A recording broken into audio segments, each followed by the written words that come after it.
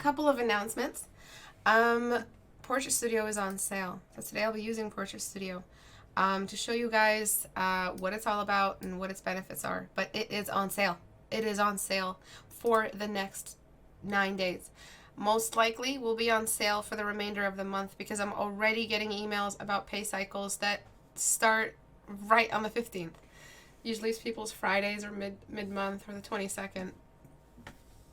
I'm already getting messages on Facebook about that. So I don't want to send out so many promo codes. I might just extend the sale to the 30th. Please spread the word. Portrait Studio is on sale at 50% off. So it's usually $90. It's about $45 right now. And it is a reference generation software. It is something you use to build references on your desktop. You don't have to learn how to model. You don't have to be a 3D modeler. You don't have to program. You don't have to do anything. You don't have to buy mini models and put them on your desktop to use them as reference. And you don't have to spend hours on Google looking for something that is not even the right reference anyways. You can build exactly what you need, and I'll show you how to do that today. And if it is something that is that impresses you, I hope that you purchase it. Thank you to everyone who's purchased it. You've supported me, you've supported my channel, you've supported what I do, you've supported our studio, and you've supported Abu and all the hard work he's put into the update. Nobody has the update yet, so everyone's like, okay, why don't I have the update? I don't see any update. Any footage you see of the upcoming update is not released yet. It's still in beta with Abu. He's perfecting it. Abu's a busy boy, and he does not have another team member with him. He's the one carrying this entire project all on his own. I'm just promotions. I'm just the really eccentric business leader CEO. I don't do anything other than sell it. That's not true. But Abu is the one behind this, so he's working his hardest to make sure this update is out for everybody. It will be out. Last time we sent out an update was in the middle of a storm in Western New York, and all the internet went out in the area, and everyone got some of an update, and then we had to send out a patch that fixed all of that and teach people how to uninstall what they currently had and reinstall the new thing. It was a nightmare, so we're just waiting until all these crazy storms. Last night the power went out. Last night the internet went out. So it's just a really, really tricky time. It's always around October that we release an update anyway, and that's why that happens. So hopefully that never happens again, but it was a nightmare to deal with, and it is only Abu working on this, and nobody has the update yet, and everyone will soon.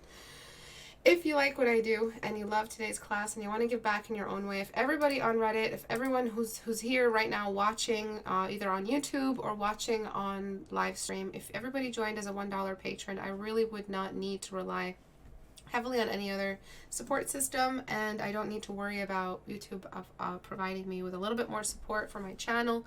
You guys can work with me directly and help my channel, and I wouldn't need to announce it. So I'm on this campaign for the next 6 months to reach 1,000 patrons of $1, and I think that'll really help stabilize our community and help ensure that I show up at least to my public sessions every week. And my health is deteriorating, and it's just something similar to that, which is why I've started to rely a little bit more on Patreon. So if you guys can help out and you can join as a $1 patron, that'll be really awesome. It's just $1 less than, or a little bit more than 3 cents a day, or less than, I'm not sure. And it supports this undying, hopefully, resource for artists online, and that's it. So if you guys feel like joining on Patreon, you can go to patreon.com/Istebrak. And that's it. Join us on Reddit if you want your stuff submitted. So the piece I'm looking at today was found on Reddit. If you want your work critiqued and put up on my videos, go to Reddit, join, and submit your work. And hopefully, if it matches the theme, if it matches my work for the rest of the day, I will take a look at it. All right. So this piece has about all the problems in it.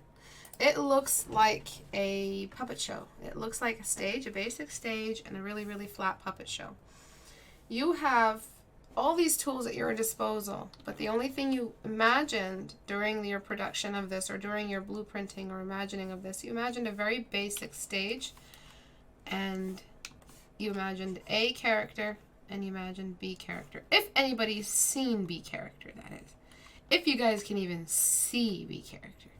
Alright, so I'm just going to put a small B and some brackets because that's how difficult it is to see this character. So let me show you how little space you used to represent this dude. Ew, what the fuck? Let me just choose a different value. Okay, you literally put your character there. Look at all this space you have. Yes, you had a big old monster there, but that monster was part of a something, part of an object, part of a relationship. It was part of a storyline. And all we see is this really, really forced abundance of one object on one side taking over the entire composition, and an invisible object here that has an object around it hiding its silhouette. So technically, he's just looking at a rock, and it's really impossible to see. Bad composition. Bad. How do we fix that? Well, we've talked about before how to make an object look colossal, how to make an object look bigger than they really are. And we've said that we need perspective for that. So in order for us to feel like we're looking at him, we're going to have to reposition him completely and reposition a lot of, just repaint it, basically. But I'm going to try my best to hack it out and pull off as much perspective as I can. But I'm going to use Portrait Studio to take care of whatever I couldn't depict to you or illustrate to you with my paint over. The most important thing when we're talking about David versus Goliath compositions is we have to see David. David isn't hiding. So what I want to do is show you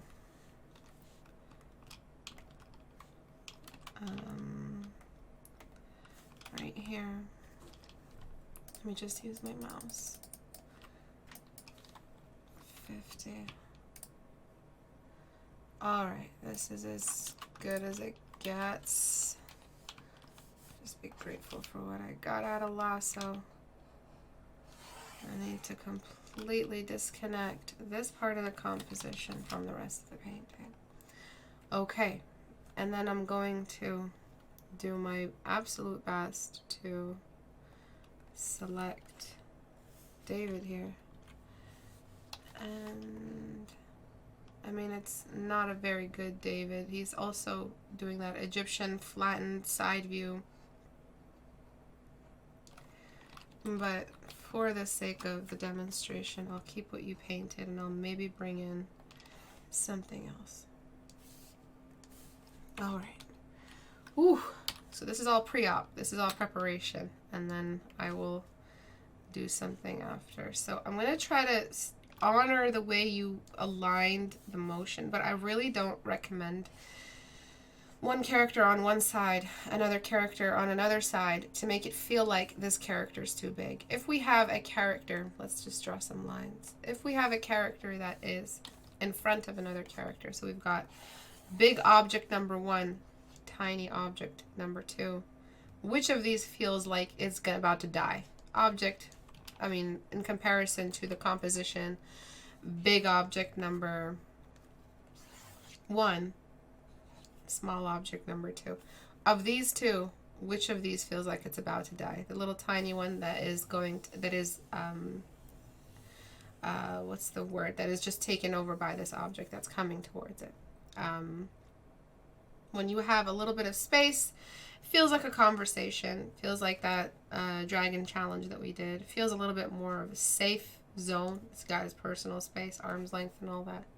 So what you want to do is not give us this much space, because he feels like he's just having a temper tantrum and he's just giving him some space while he's done screaming about something. And you have a little gate here? Come on, man. You give us nothing. You just give us a bunch of empty space and a really, really flattened action figure. Let's fix that. So what I want to show you is this character here he's about to throw a sword forward. He's lunging. His chest is heaving. He's about to just knock the crap out of this tiny little person who dared come into his lair or whatever. So he's also humongous. And what I would want to do is just, let me see if Liquify will see it. Yep. What I want to do is just show how he's using all his strength to raise his sword all the way up. And it's okay if the head is a little bit distorted, because I'm just going to go backward and get the old head shape.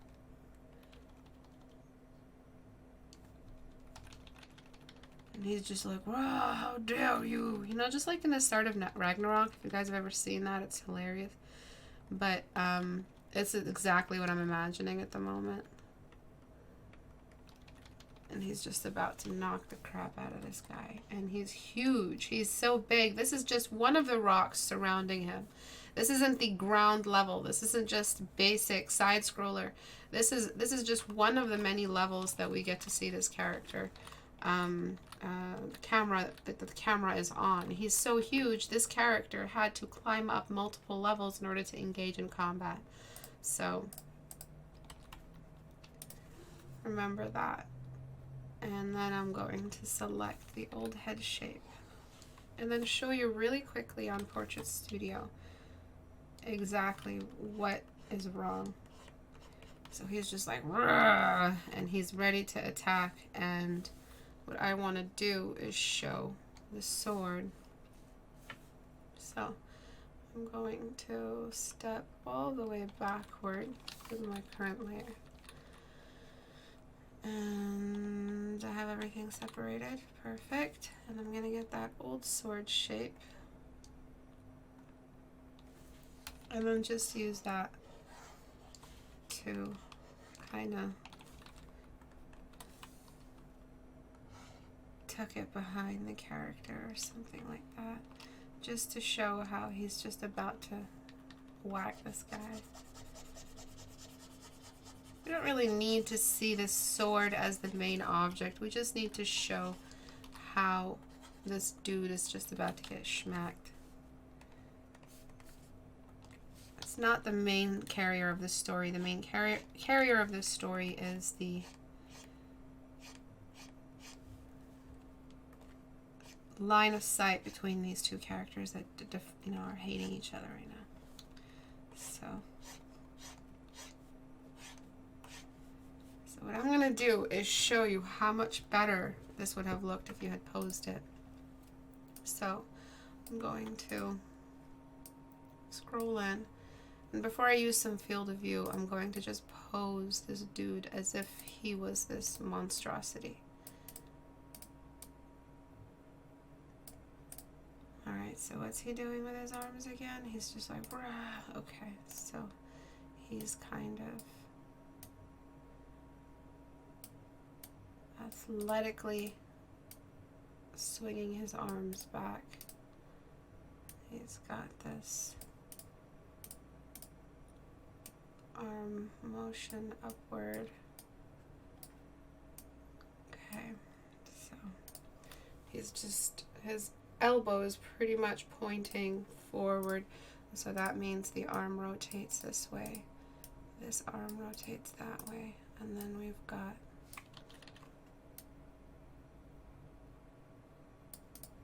okay, so I'm going to just really try my best not to fuck this up. So I'm just moving the whole arm instead.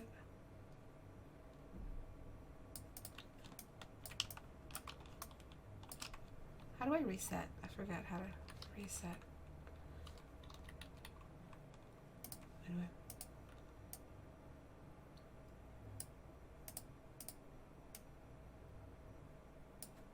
Alright, I'm just going to zoom in and reposition. I don't really care about it, the joint not being perfect, because the perspective is just so twisted. And then the arm, this arm is actually a little bit more forward, and the field of view is what's going to make everything look bigger once we're zoomed in.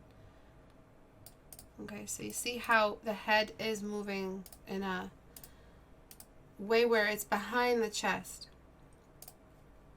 Okay, and then we also have a add model basic. I forget where the sword model is. Props. There we go.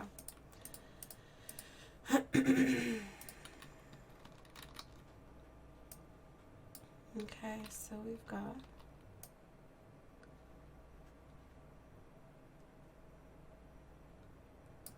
Just, I'm going to really quickly, roughly apply it. I'm going to need a good idea of where it's going to be.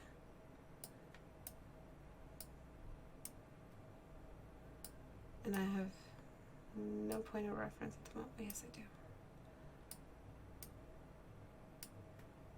Okay.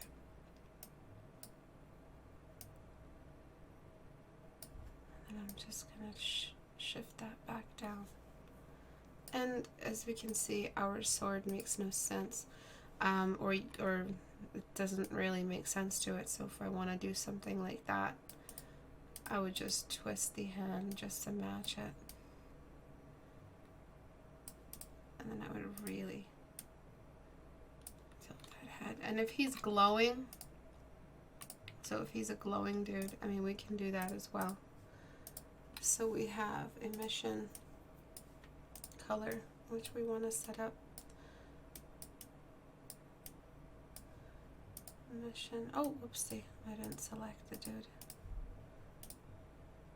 Male mannequin, emission color is green as well, and then the emission intensity. And then we go into lighting and we turn off the directional light. No, we turn off the background color. And then we put it on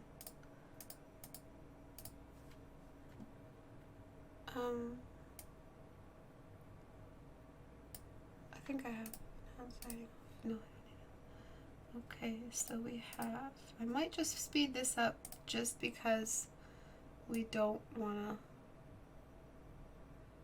have a long setup in the video when I publish it. It's just a slight glow. And then I'm just going to lower the bloom, because the more bloom, the softer and sweeter he looks. So I'm just going to try to minimize the bloom. And I'm just choosing a better color. I'm just looking at this reference back and forth. It's mostly the sword that glows, actually. So I'm just going to change his color. No, I want his color to be there. How do I make him black? There? Diffuse color. Oh. Okay, and then I want to make the sword glow so that his silhouette kind of just sticks out. So that's going to be turning on the bloom. And then just having that emission intensity go all the way up. So that's really, really bright. Okay. And then I'm going to just zoom in. Oop. And then just show how it will. Damn. Excuse me. That's meant to be used with tablets. It's sensitive. Yeah, I know. You can use your pen. And that's the perspective that we can have. And then what we can do is just make the hand a little bit more kind of like it's reaching toward him. Kind of like it's reaching towards the dude. And we want that depth of field where the hand is actually pretty huge. You can fake it by increasing the size of it. Oh yeah, you can also do that. You can just increase the hand just to stay true to what this person here was trying. So you have all of these new anatomy markers. You have a more believable chest shape. You have believable perspective if he really was this big and colossal. And what you were trying to do is pull off all this largeness, but on a puppet stage, which doesn't feel large at all. It doesn't feel colossal. It doesn't scare us because there's zero perspective used. So as you can see, my corrections only did so much to help pull this off. What we want to do is always get a reference. If you guys have ever watched the Why You're Drawing Suck video, one of the suggestions that I have in there is please look at references, because you don't have that information in your brain already, providing you with what you need to do to have better framing and better movie making. So your movie making mind right now is very, very weak and very beginner at the moment. Whoever did this painting, you have a very, very simple staging, a very simple imagination at the moment. And how do you increase your imagination? How do you imagine better? How do you start staging better, telling better stories? You got to watch movies. You really have to watch movies. When you start watching movies, and good movies with better action scenes and high fantasy, you'll start picking up on all these different positions of the camera. Different positions of the camera means you yourself are in that position in the camera while you're taking pictures for reference. And then if you're in that position in the camera, you're going to imagine with that camera angle. So the reason why you imagine things, let's talk about exactly why this even happened. It's because your imagination is weak. Okay? And you can have Portrait Studio to help you pose better and get a better idea of what you're painting and get a really, really cool, colossal feeling in your paintings. Like this painter right here who always uses perspective in his paintings, and it's just always amazing because you really feel like you're fighting a god, and that's the feeling I get every time I look at his paintings. There's always some really, really colossal monster, and this is my favorite one of his, Feng Hua Zong. And he's always using this exact pose that we're kind of pursuing here. A really big, colossal, slow giant, and a very small character. And you see how I told you, big object, little object. His head is right there, and he really feels like he's about to get crushed, but look at his heroic stance. He's not scared. And that's what makes the painting interesting. And you have the atmospheric perspective and the fade in the upper right hand corner. You have more contrast in the middle, all of that plus a little bit more patience and rendering, and you have a complete illustration. But the reason why this illustration is successful isn't because of the detail or the subsurface scattering or the atmospheric fade. It's the perspective that we're looking at. It's the fact that this character feels giant. We don't see their neck because the chest is right in front because we're so low, we're in worm's eye view. That was the thing you missed, and that's what we're getting back when we're using Portrait Studio here. So it's not only about reference building, it's about your cinema vocabulary being really, really low and really, really inexperienced. So what I want to do is kind of just screenshot this and bring it in so that you could see how much more colossal the character can feel. But it would just be like a drag and drop, really. It wouldn't give you a complete representation of how your particular painting will look if you improve the perspective. And then you have the character here, which could have really occupied a lot more of the lower middle ground, so that it can feel like the character is just running out of space. The attack is imminent. This monster is humongous. And just because you're running out of space vertically doesn't mean you're running out of space to show how big the giant is. So again, we go back to this illustration. He ran out of a lot of space, but what he started doing is using perspective to make the character grow alongside the z-axis instead of the y-axis. And that's what you were doing. You were relying on 2D measurements to make the object feel colossal. And that's not going to work because it's just 2D. You're going to run out by the time you hit the canvas edge. And we run out of space here, so what are we going to do? We're going to use perspective. Alright, so I'm going to try to apply that same amount of perspective we caught in our reference here from Portrait Studio. And it's going to take a bit of time, so be patient with me. I really want this to be very, very effective. And I want it to feel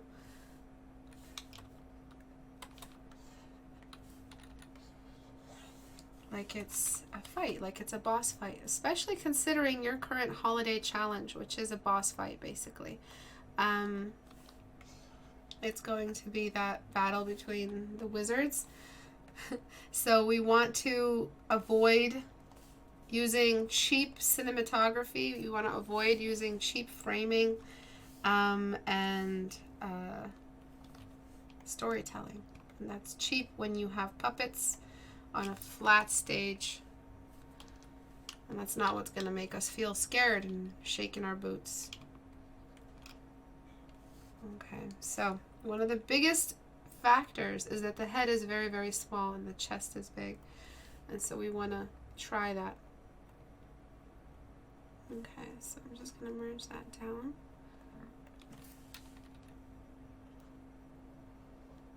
And all we can do really is just piece out different sections.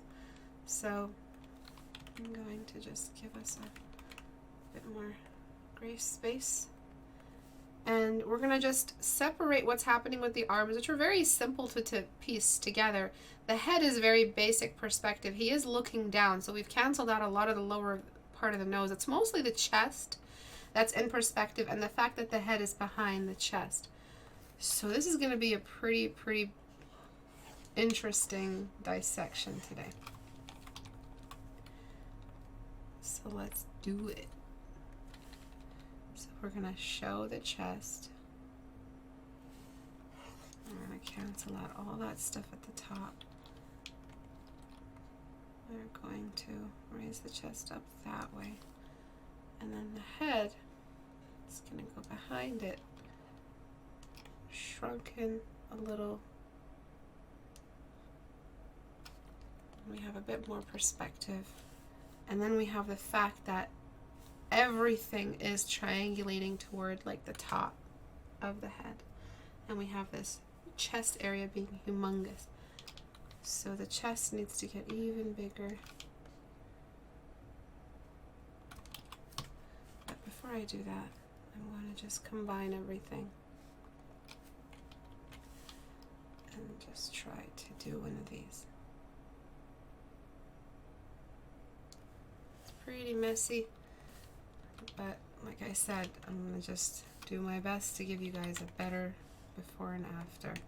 And then I'll bring in all the cool lighting effects, and then it will be done. And you'll see how easy things are once you have the perspective in place. Okay. It's this before and after, this glory of the before and after that I'm chasing right now. I want this to read, I want it to feel like it's supposed to.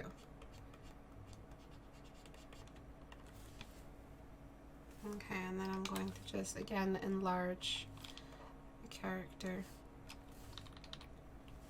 And then right there in the foreground is where I'm going to, I'm not going to make it too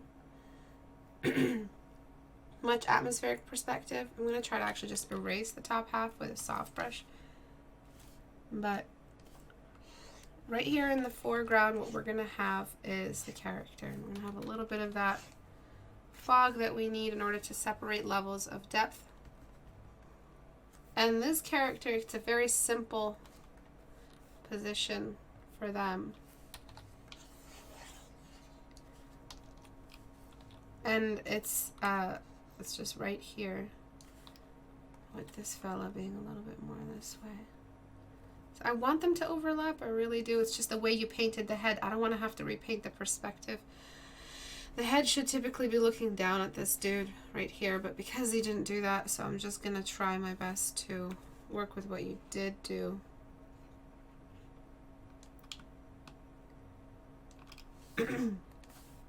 But do you see what we're doing with this background character? He's too big, he's bigger than the canvas. And that's good. That's good. This guy doesn't look like he's very scared of what's happening to him. So I would recommend a pose that is a little bit more high energy, a better, more of a strong lunge, more fear in the pose, more, I mean, if you want more courage in the pose, it really depends on the story you're trying to tell. But now the magic happens. Lighting. Lighting is beautiful. And let's talk about lighting. So I'm going to just try, oopsie, I'm going to try to make this lighting work. And though I have to darken this character for now, I will bring back that atmospheric perspective in a second. It's just because that's a silhouette right now, and so I have to entertain the silhouette before I apply anything else. Okay, so what have we learned so far? And again, Portrait Studio is going to be on sale if you guys don't know what it is, if you guys want to use it, if you want to benefit from it. And it's so simple to just pose your character. It's so simple to just do a little bit of research on what the story it is that you're, what the story is saying about the sizes and the scale, and the story will tell you everything. Everything you need to know about what to look up is all in the narrative. If you guys are not writing stories, if you're doing fan art, that's already prepared for you. So you already know what to draw if it's fan art.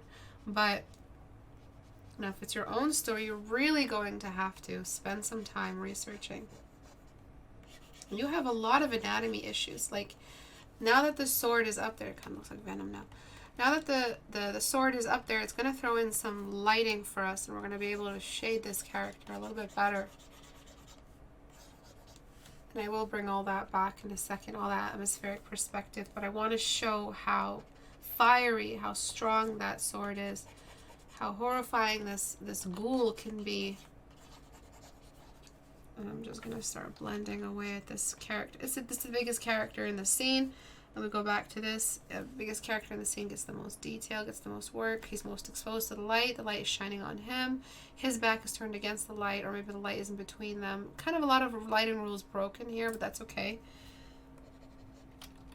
But because he's the biggest character, we want to apply most of the detail.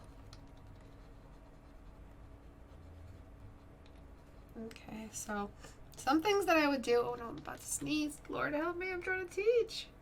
Okay. Some things I would do is really distort the face. You know how you see a face in a flame? Oh my god, I'm so sorry. I'm just completely stuffed right now. 1 second.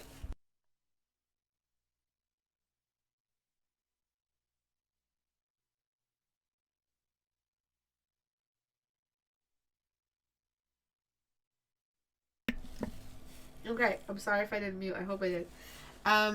No, if the canvas has to stay horizontal in response to the discussion in the chat, if the canvas has to stay horizontal, then it has to stay horizontal.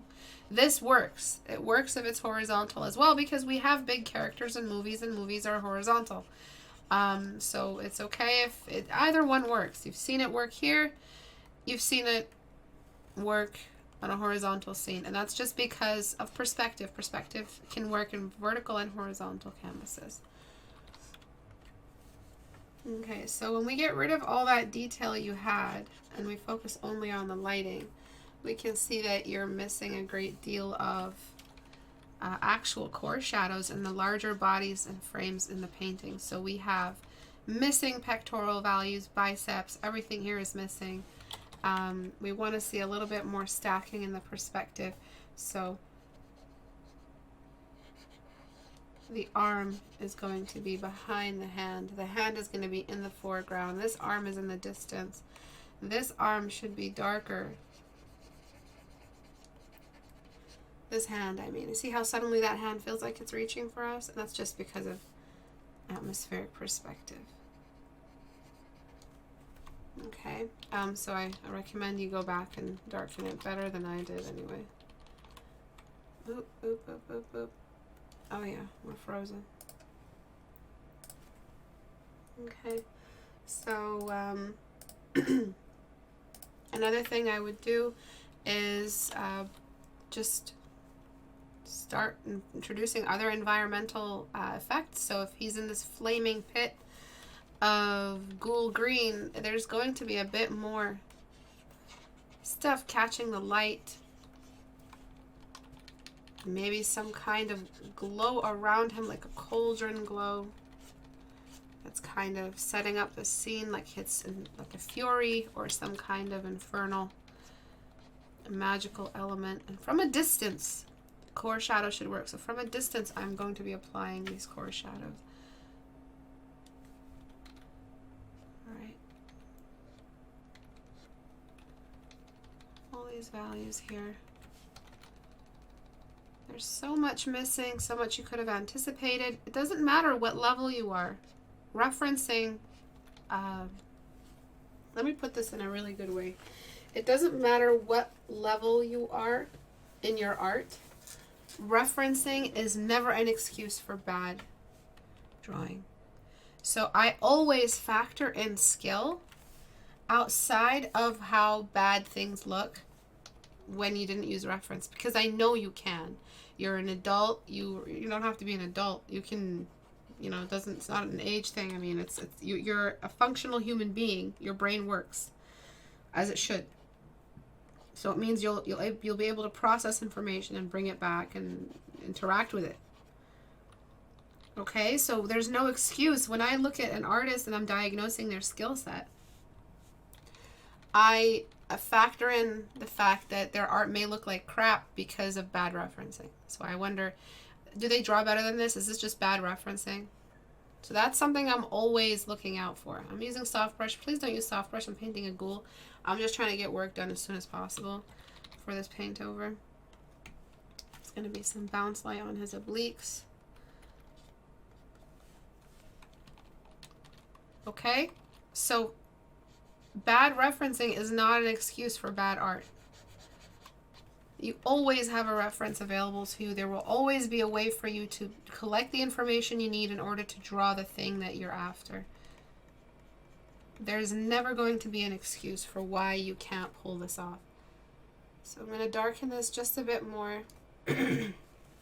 As for this side scroller here you have, I don't know why you went for that kind of foreground. You had your pick. You had your pick of rocky terrain. You're giving me this flat fucking I don't know what. Again, this is not bad skill. Though skill is factored into your visual library, bad referencing should give you what your visual library is missing, right? Still, it's not an excuse. You cannot argue that bad skill is bad knowledge of things in general. No, bad skill is just edge work, knowing how to read a reference, what information you're bringing back from a reference. So yes, when you find your references, you might not interact with them in the best way, but still, there's no excuse at all.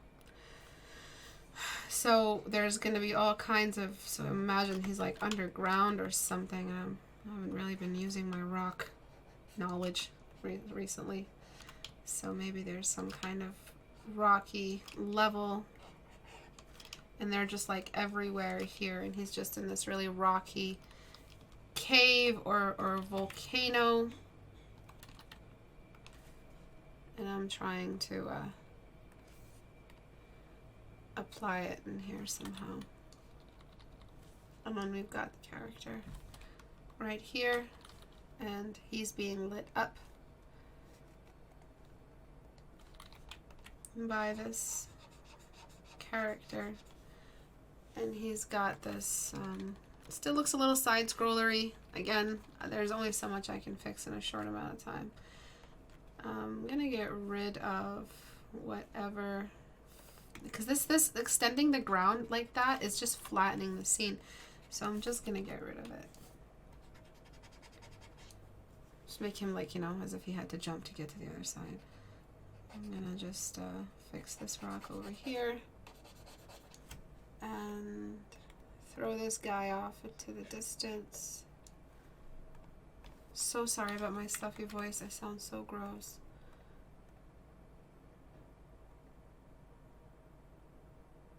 Not too much atmospheric perspective though. I want it to feel like a clash.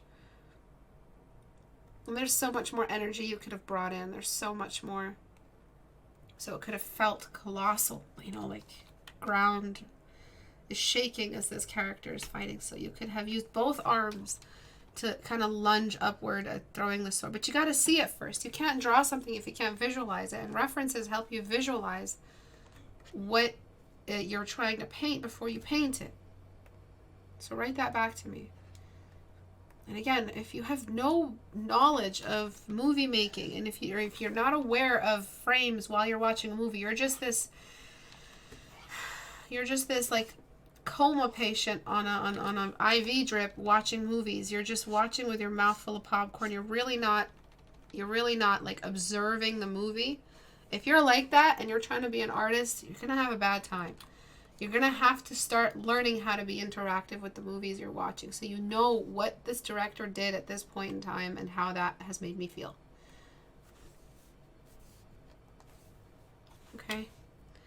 So I'm still like teeter-tottering, is that a good word? Around the contrast.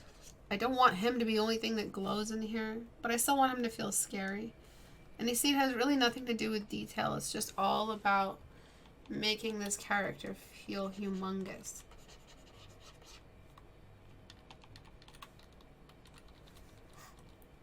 Okay. And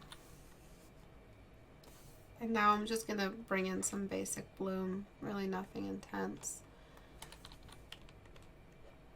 And how did this all start, by the way? With a good reference.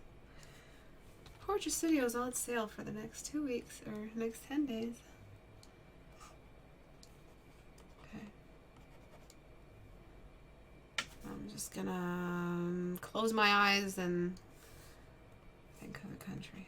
Never mind. I'm just going to flatten everything and try to raise contrast where it's needed. Okay, so which movies to watch when you're about to take on an illustration like this? I mean, I've said it before. Please stop trying the masterpieces, you guys. But if you do feel this stirring in your soul to paint something, please look up the appropriate references for it. Even a skull reference would have helped you kind of get a better idea of what you're trying to put, because it looks like a bit of a child's skull.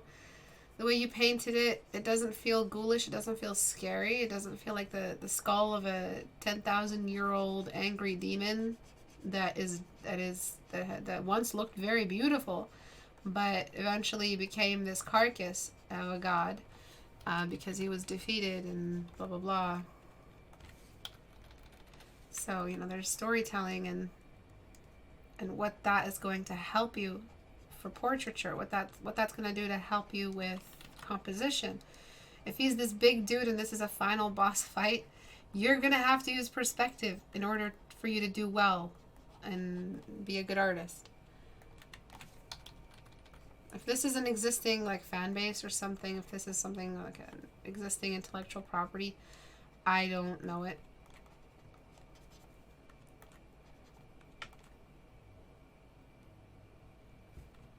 Okay, so now he looks like he has an intellect. If you want him to look like a monstrous ghoul without any self-control, you can just go for that wide-eyed thing we did last time I did that astral girl. You know, that ghoulish, raw, like a monster, like the mummy. Like that. Something like that if you want to bring in something more horrifying. But here he looks like he's just he's taunting him. Or here he looks like just a monstrosity that really doesn't think much. Like the dude from Ragnarok. Which is hilarious. Excuse me, I'm so sorry about that. I could not mute. I hope that was not too loud. I am dying. Okay, and then a couple more little lighting things. Top of his chest here, which carried all of the perspective on it. I'm so sorry I sound like this.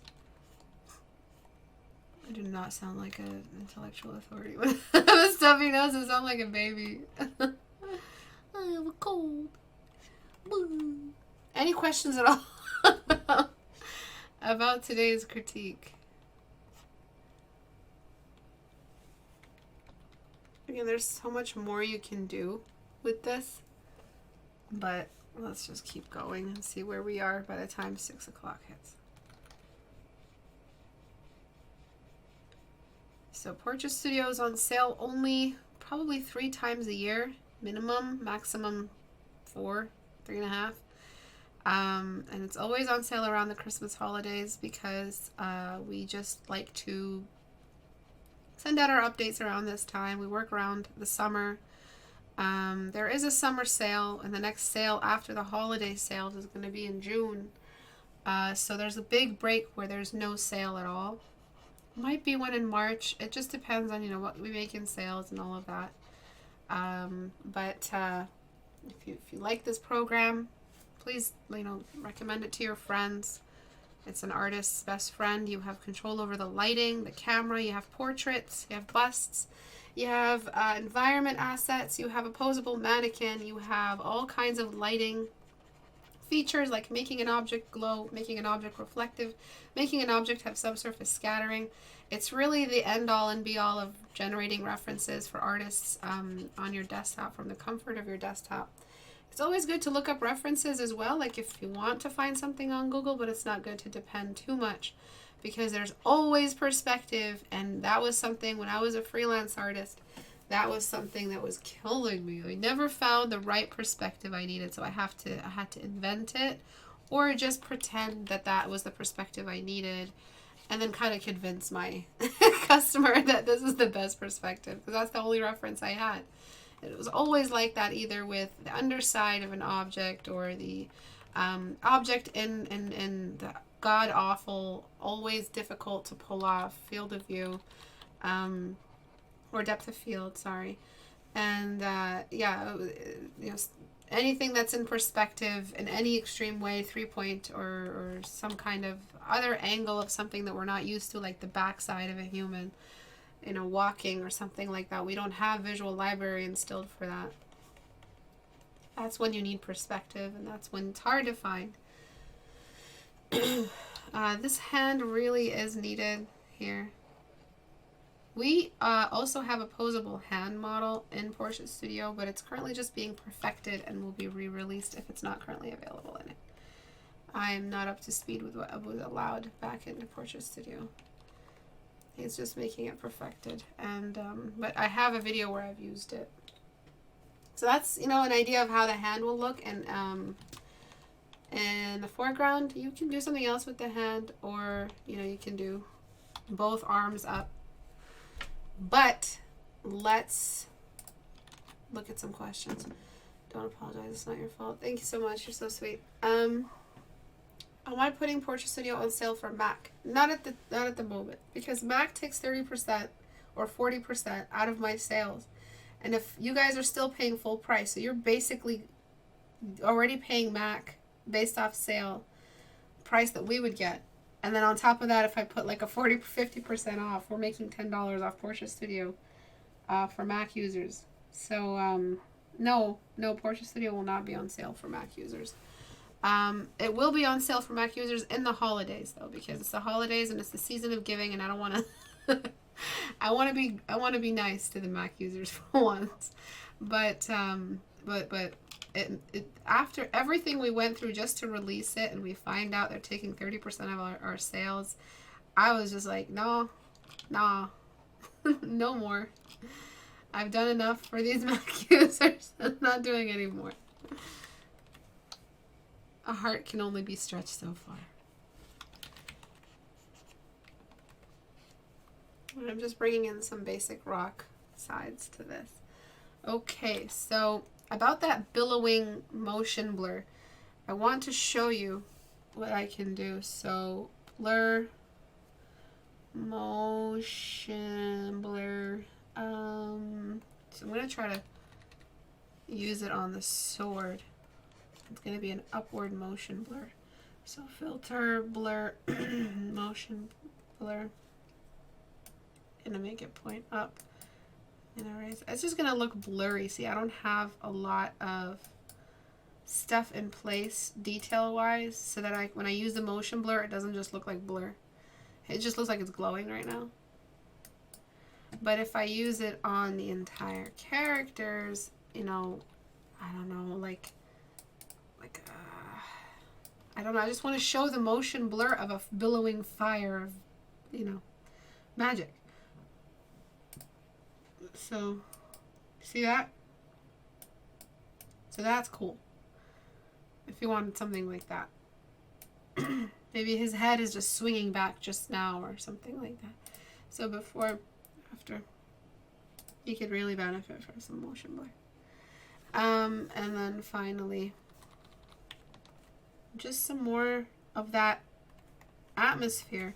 Whatever he's emerging from, whatever NyQuil smelling miasma he's just popped out of.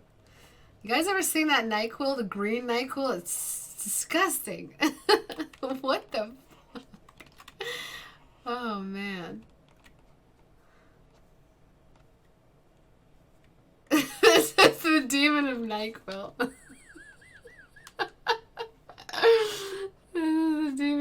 background's good. Okay, so sorry that the head is not looking exactly at the dude. I'm gonna try to do that. It's just tilting his head slightly. I think that's good. That's fine right there. Okay. There's also darkening the scene a little. So dropping the levels and then just giving us that good old Frank Frazetta contrast, if that's what you want. You want that, washed out, softer look. That's cool too. It really just depends on what you want to do. Okay. Let's take a look at the before. You know what? I'm just gonna find a middle ground because I need a specific after. So I'm just gonna find the middle. I like the lighter one. Maybe that's because I'm a girl and I like soft things. I don't know. I'm a dumbass. All right. Before. Okay. So I'm just gonna flip it. Flat. Stage. Puppet. You might as well just put some puppet strings. After, a little bit more colossal, a little bit more scary. The object is bigger than its environment, which actually makes it feel like it's huge. So there's only so much I can do in this short amount of time. Alright, you see what I'm saying? I'm such a jackass. Alright, you see what I'm doing right here? That's literally what's happening. Okay. And if you lost his little tutu here, then that's fine. I really don't miss it. If I was the person learning about this game and this was a splash art or something, I really wouldn't miss it, because all I would want to know is this guy has a skull, he's green, and he has a big sword. I don't feel like this is that important for the composition, because there's only so much we can do to make the object look huge without losing half of the object. Okay.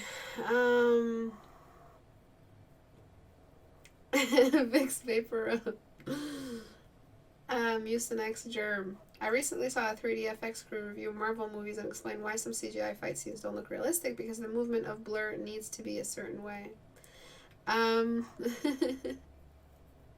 It's the salt on the wound.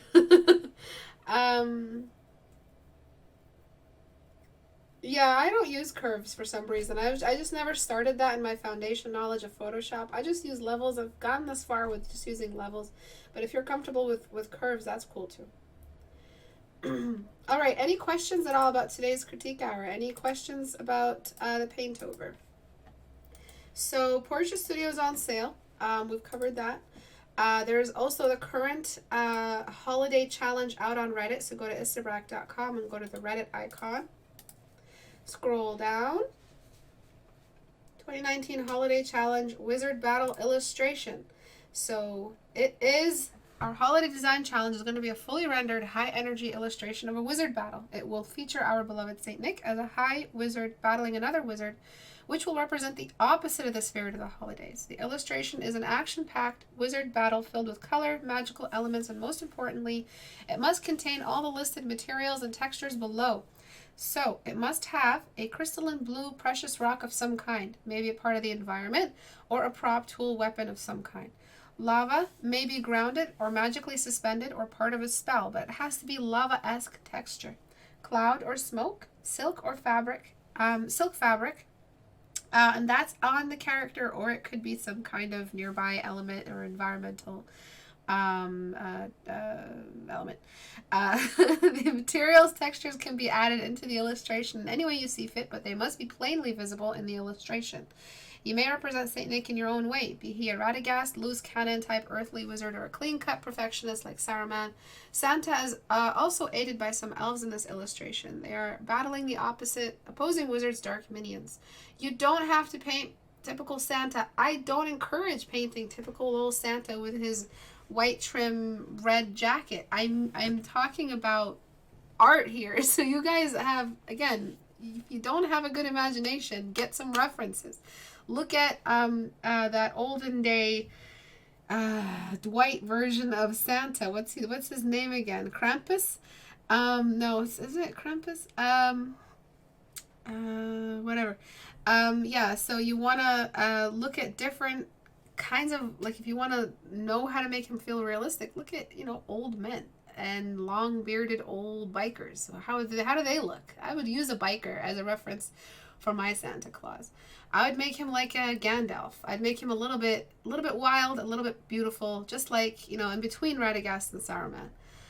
The challenge submissions will be due Thursday, December 19th, 2019. This will be the last class of the year before my holiday break until the next critique hour on the 2nd of January, 5 p.m. Eastern Time in 2020, the new year. More info will be added as the weeks pass. Please ask any questions below so I may supplement the information on this post. If you guys feel like joining, make sure that you submit all of your working layers, everything that you need, all the work that you've put in, all the planning. It has to be visible. Belschnickel. Krampus is anti-Santa. Not anti-Santa, I would say. It's kind of like, is it? Gandalf Santa. Belschnickel, yeah. So look all that up. You don't have to create this typical Santa Claus. And if you want to join us as patrons, as watchers, you can support me on Patreon. Even if you just join as $1, you feel like going through that annoying Patreon checkout. I hope it's not too annoying. Thank you to everyone who's joined as a $1 patron already. But if you want to join as a patron and help me grow my patrons and reach my goal of 1,000 patrons, please do. If everyone here joined today for $5, I really wouldn't need to, promote this every single class. But I'm going to try anyway because it does take some time to build up my patrons and build up the benefactors behind this community. But if you feel like giving back or just throwing in a tip, you guys can always do that through Patreon. And that's it. If you want to buy Portrait Studio, it's available on my store. It's currently at 50% off. Thank you everyone for watching. I appreciate you guys coming here to the live streams. I know that some of you can't make it because of time zone restrictions. But I really appreciate those who show up to the live streams. It means so much to me. It feels like a real class, and I really encourage anyone in the time zone who is free at this time, who feels like learning something and, taking some notes and working on their art and feeling motivated, because people really do feel motivated after critique hour. That's one of the biggest reactions. They just feel like they're, they have everything planned out, and it's not that hard to just sit down and just learn some fundamentals, even if it's just in the back of your head while you're sketching. Feel free to join every Tuesday and Thursday at 5 p.m. Eastern Time. Thank you everyone for coming today. I'll see you guys on Thursday at 5 p.m. Bye.